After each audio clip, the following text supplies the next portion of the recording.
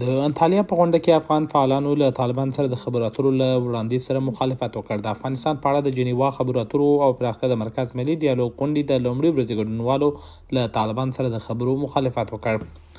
د افغانستان د ملي راډیو ټلویزیون پخوانی مشر اسماعیل ماخیل په دې غونډه کې ویل چې طالبان د پوځي ځواک له ژبې پرته په بله ژبه نه پوهیږي.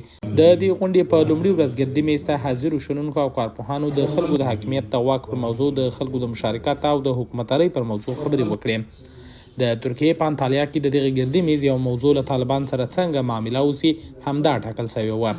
په ژینیو کې د افغانستان سفیر او د دې غونډې یو تن تنظیمونکي ناصر اندیشه وویل چې د دې غونډې موخه د سیاست، ټولنې او اقتصاد په اړه د یو له ډیالوګونو په چوکاټ کې د ننني افغانستان پر بنسټیزو مسایلو خبرې کول دي. په دې غونډه کې ګډون کوونکو میرمنو هم په افغانستان کې د ښځو د وضعیت په خرابېدو ټینګار وکړ او له طالبان سره د تعامل مخالفت وکړ.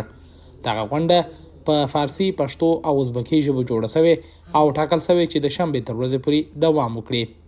طالبانو دغې غونډې ته تر اوسه کوم غبرګون نه دی ښودلی.